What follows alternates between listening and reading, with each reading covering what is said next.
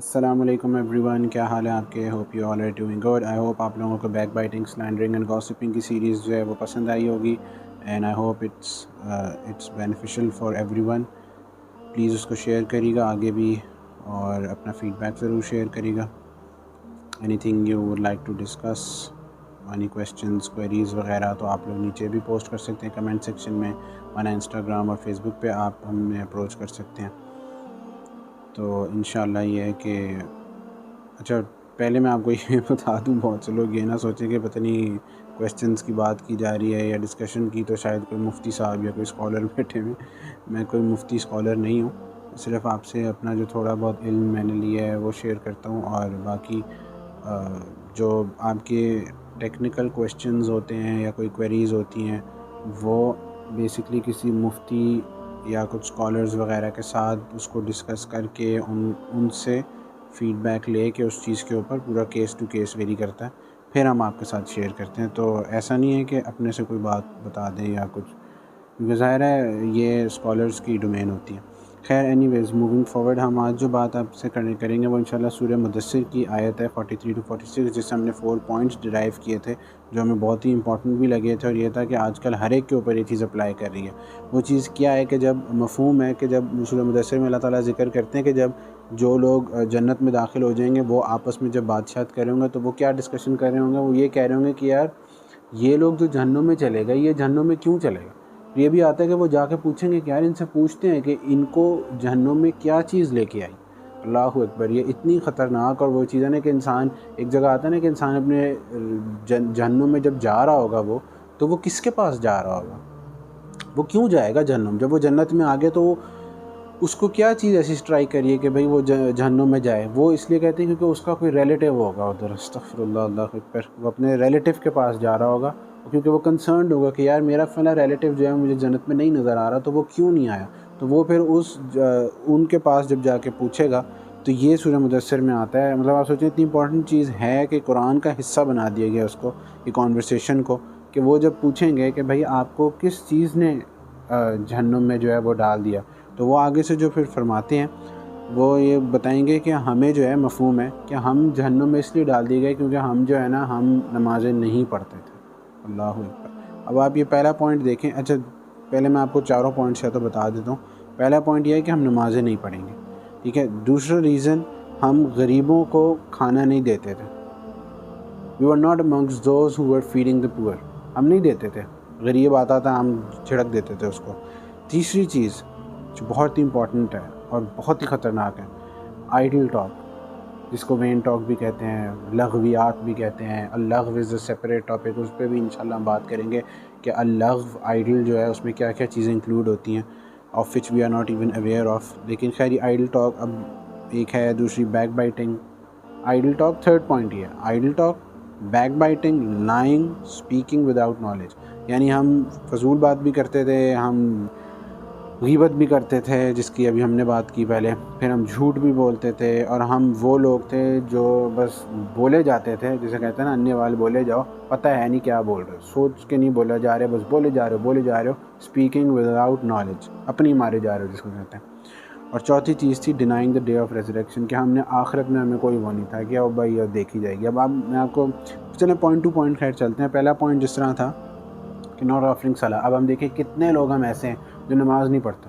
और कुरान में एक और जगह आता है, मफ़हूम है कि नमाज जो है आपको गुनाहों से रोकती है। नमाज जो है, इतनी जगह आता है ना, नमाज कायम करो, नमाज कायम करो, नमाज कायम करो। नमाज पढ़ो नहीं आता, नमाज कायम करो, इस्टेब्लिश प्रेयर।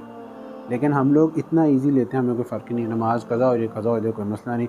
अब इवन इसमें बहुत सी चीज़ें और आती हैं कि इवन पेरेंट्स भी कई जगह कसूरवार होते हैं कि वो नमाज के ऊपर फोर्स करते हैं, डांट डपट करते हैं, लेकिन जब बच्चे का पेपर होता है तो कहता है चलो कोई मसला नहीं, अब बच्चा सो रहा है, अब कोई नहीं, चलो आके पढ़ लेगा, कज़ा पढ़ लेगा। या जितना स्ट्रिक्टली वो स्कूल, कॉलेजेस और इन चीज़ों के ऊपर फोकस हो रहा होता है, नमाज के ऊपर नहीं हो रहा होता। तो ये पेरेंट्स की भी कोताही होती है इस जगह पे। लेकिन हालांकि सबसे ऊपर जो है वो नमाज होनी चाहिए सबसे पहले। लेकिन नबी सल्लल्लाहु अलैहि वसल्लम इस दुनिया से जब रुखसत हो रहे थे तो उन्होंने दो चीज़ें सबसे ज़्यादा फरमाई थी इंसान को। वो पहली चीज़ क्या थी? नमाज, कि मेरे बंदे नमाज ना छोड़ना, मेरे बंदे नमाज ना छोड़ना, मेरे बंदे नमाज ना छोड़ना। और हम क्या कर रहे हैं? हम नमाज ही नहीं पढ़ रहे। इतने लोग हैं जो नमाज कज़ा कर देते हैं। इतने लोगों को मैं देखता हूँ इवन कि हम कोई नमाज़ के लिए जा रहे होते हैं, नमाज़ का टाइम हो रहा होता है, तो फ़ुटबॉल का मैच चल रहा होता है, लोग ग्राउंड में फ़ुटबॉल खेल रहे हैं, टेबल टेनिस खेल रहे हैं घरों में, और क्रिकेट खेल रहे हैं, फ़ुटबॉल असल में बहुत ज़्यादा आजकल इन भी हुई है और चलती भी बहुत ज़्यादा आजकल। ज़्यादातर क्रेज़ फ़ुटबॉल का हुआ है। बहरहाल खैर क्रिकेट भी बहुत ज़्यादा चलती है, लेकिन ये कि ये जो भी आप स्पोर्ट उठा लें वो स्पोर्ट्स खेले जा रहे हैं। वो अज़ान की भी आवाज़ आ रही है, मस्जिद बिल्कुल साथ है, लेकिन ना मस्जिद में पढ़नी है ना घर में पढ़नी है। हालांकि होना चाहिए, चलो अगर मस्जिद, अव्वल तो मस्जिद जाना चाहिए हम सबको, मेरे समेत, लेकिन चलो अगर नहीं जाते, लीस्ट चीज़ कम से कम ये है कि एटलीस्ट आप जो है नमाज़ तो पढ़ें ना। तो लेकिन अनफॉर्चुनेटली होता क्या है कि फ़ुटबॉल खेले जा रहे हैं, क्रिकेट खेले जा रहे हैं, लेकिन नमाज़ नहीं पढ़ रहे। क्यों?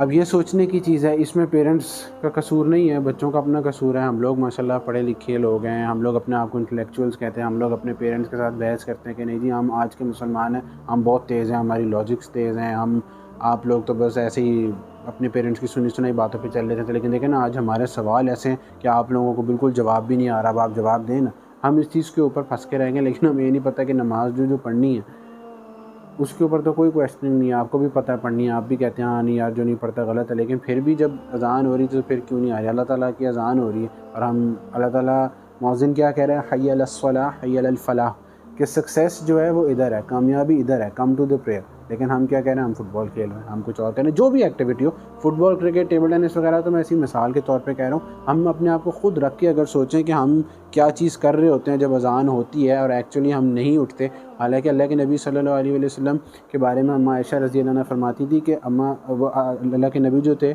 इतने चलते फिरते कुरान थे, उनका अखलाक, उनकी लाइफस्टाइल, उनका जो इम्पोर्टेंस वो हमें देते थे उसके बारे में वो इतना हाईलाइट करती हैं। मगर वो कहती हैं कि जैसी अज़ान होती थी तो अल्लाह के नबी सल्लल्लाहु अलैहि वसल्लम बिल्कुल ऐसे हो जाते थे जैसे वो एक अजनबी हैं, जैसे वो हमें जानते ही नहीं। इससे क्या पता चलता है? दिस इज़ द इम्पोर्टेंस कि आप दिखा रहे हैं कि खालिक जो है उसकी इम्पोर्टेंस बहुत ज़्यादा है। मखलूक है, खालिक है। तो उस वक्त पता चलता है ना कि आप सब कुछ छोड़ के फ़ौरन नमाज़ की तरफ भाग रहे हैं। तो ये नमाज़ की बहुत ज़्यादा इंपॉर्टेंस है। हमें चाहिए कि हम सब कुछ छोड़ के नमाज़ पढ़ें, उसके बाद खेलें, वापस आके फ़ुटबॉल खेलें। फ़ुटबॉल ग्राउंड में बेशक कोई एक बंदा जमात करा ले और नमाज़ पढ़ लें, लेकिन ये कि अपने पजामे साथ रखें। लोग बहुत से कहते हैं जी निक्कर छोटी है, घुटनों से ऊपर है, नमाज़ नहीं हो रही, तो पजामे रखें। ये तो तब होगा जब हम एक्चुअली उसको प्रायोरिटी बनाएंगे। अगर प्रायोरिटी ही नहीं बनाएंगे तो फिर तो बहाने कभी ख़त्म नहीं होंगे। और शैतान यही करता है, उसने वसवसा डालना है, और यार बाद में पढ़ ली कोई मसला नहीं है, आज फुटबॉल मैच है, कल तो तू पढ़ लेता है, उसके बाद तो पढ़ लेता है। तो वो तो इसी तरह करता रहेगा। या हमें सोचना है कि हम are we letting the whisper of the devil get into us और नॉट। बहरहाल ये बहुत लंबा एक टॉपिक है, एक डिटेल में नमाज के ऊपर इंशाल्लाह फिर बात करेंगे। सेकंड पॉइंट बहरहाल था feeding the poor. Feeding the poor भी ये कि आप हमारे भी हेल्पिंग प्रोजेक्ट्स देखिएगा, आपको आइडिया होगा कि उनकी लाइफ हमने आपके साथ इसलिए शेयर की थी कि किस तरह उनकी लाइफ, उनकी प्रॉब्लम्स वगैरह होती हैं जिनको हम बिल्कुल ही इग्नोर करके बैठे होते हैं, हमें पता ही नहीं होता। कोई आता भी है गरीब, हम इतने बिजी अपनी लाइफ में होते हैं कि हम उनके लिए ना टाइम निकालते हैं, ना हम उनकी हेल्प करते हैं, और हमारे कोई झिड़कना शुरू हो जाते हैं। और ये बहुत ज़्यादा होता है कि कोई गरीब आता हो, यार अच्छा जाओ, और अपना फिर बता रहे हो जो हमने आज नई गाड़ी ख़रीदी, हमने अभी फ़लाँ मैकडॉनल्ड से बर्गर खाया, KFC से खाया, इधर उधर से खाया, लेकिन 10, 20, 30, 50, 100 रुपये हमें देते हुए जो है गरीब को तकलीफ़ हो रही होती है, विदाउट नोइंग के और थिंकिंग इवन कि उनकी भी घर में बीवी बच्चे हैं, वो भी बच्चों को पढ़ा तक नहीं सक रहे। तो अल्लाह ताला हमें तौफीक दें। बहरहाल it's something that we should ponder over. फिर आइडल टॉक आती है, वेन टॉक, फजूल बोलना, फजूल सुनना, ये सारी चीज़ें। और हमें भी पता है कि ये हमने गार्डिंग द टंग के ऊपर भी बात की थी सारी, कि हमें अपनी ज़ुबान को जो है किस तरह काबू में रखना चाहिए, कंट्रोल रखना चाहिए। तो इसकी डिटेल्स जो जानना चाहे वो गार्डिंग द टंग वाले जो हमारा सेशन था वो सुन लें। 2 एपिसोड्स का वो सेशन था, उसमें सारा गार्डिंग द टंग के बारे में बात की। तो वो सारा कुछ जो है वो आपका आइडल टॉक उसमें कवर हो जाता है। दूसरा ये है कि बैक बाइटिंग, ये भी अभी अपने सेशन किया था, ये भी आप लोग पढ़ लीजिएगा, देख लीजिएगा, उसको सुन लीजिएगा, इंशाल्लाह आपको फ़ायदा होगा। फिर आता है लाइंग, झूठ, स्पीकिंग विदाउट नॉलेज। ये भी एक चीज़ बहुत कॉमन है कि हम लोग बग़ैर सोचे समझे बोले जाएंगे ही नहीं सोचेंगे। यार कभी ये भी हो सकता है कि अगला शायद हमसे चाहे छोटा हो चाहे बड़ा हो, लेकिन हो सकता है वो हमसे एक्चुअली ज़्यादा जानता हो, तो एटलीस्ट सुन लेते हैं। ये भी गार्डिंग द टंग में हमने एक बात की थी कि अपनी ज़ुबान एक है, कान दो हैं, तो सुनना डबल है, बोलना हाफ है उसको। ठीक है। तो लास्ट पॉइंट था denying the day of resurrection. ये नॉर्मली ज़्यादातर नॉन बिलीवर्स के लिए होता है, एथियस्ट के लिए होता है, जो लोग नहीं मानते लास्ट डे में। लेकिन हम लोग इस पे किस तरह पूरा उतरते हैं कि हम ज़ुबानी कलामी तो कहते हैं कि हम आखिरत में ईमान लाते हैं, लेकिन ये वही बात है ना कि हम अगर आखिरत पे ईमान लाते हैं तो क्या हम एक्चुअली वैसी लाइफ गुजार रहे हैं कि जैसी आखिरत के लिए लाइफ होनी चाहिए, जो हमें अमल करने चाहिए। अगर हम नमाज ही नहीं पढ़ रहे, हम गरीबों की हेल्प ही नहीं कर रहे, हम बड़ों के साथ तमीज़ से बात ही नहीं कर रहे, हम पेरेंट्स को इज़्ज़त ही नहीं दे रहे, हम झूठ बोल रहे हैं, हम गीबत कर रहे हैं, हम बग़ैर सोचे समझे बोले जा रहे हैं, तो क्या हम आखिरत पे ईमान वाकई रखते हैं? यह हमें अपने आप से पूछना चाहिए। डिटेल इनकी जो है हम सारी फिर कभी इंशाल्लाह बात करेंगे वन बाय वन, लेकिन दीज़ 4 पॉइंट्स पे बेसिकली रखने का आपका मकसद सामने सिर्फ ये था कि ये हम खुद सेल्फ़ एनालिसिस करें, आप खुद सोचें इन पॉइंट्स के बारे में, सूरह मुदस्सिर की आयत पढ़ें और जिस तरह पूरा उसमें खींचा जाता है कि उसके बाद वो लोग जन्नत में नहीं, और फिर इसके बाद ना एक और आयत में कंटिन्यू होता है एक पॉइंट जो बहुत ही ख़तरनाक है कि फिर होगा क्या इनके साथ, कि फिर इनके लिए आप जब दुआएं मग़फ़िरत कर रहे होंगे, इंटरसेशन की जा रही होगी इन लोगों के लिए, इन पर्टिकुलर 4 पॉइंट्स वाले जो लोग हैं, तो क्या होगा कि इनके लिए इंटरसेशन अल्लाह कह रहे हैं मैं नहीं कबूल करूँगा। अल्लाह अकबर, अल्लाह अकबर, दिस इज़ वेरी स्केरी। अल्लाह ताला बहरहाल मुझे आपको हम सबको अमल की तौफ़ीक दें। इसको हम एंड करते हैं इंशाल्लाह। This was just a reminder clip for myself foremost, और आप सबके लिए भी, और इस पर सोचिएगा, गौर व फ़िक्र करिएगा फिर इंशाल्लाह, ताकि जब हम डिटेल में उससे बात करेंगे तो फिर हम उस माइंडसेट के साथ आएंगे इंशाल्लाह, ताकि हमें ज़्यादा अच्छी और बेहतर समझ आए। जज़ाकल्लाह, अस्सलाम वालेकुम, अंटिल नेक्स्ट टाइम।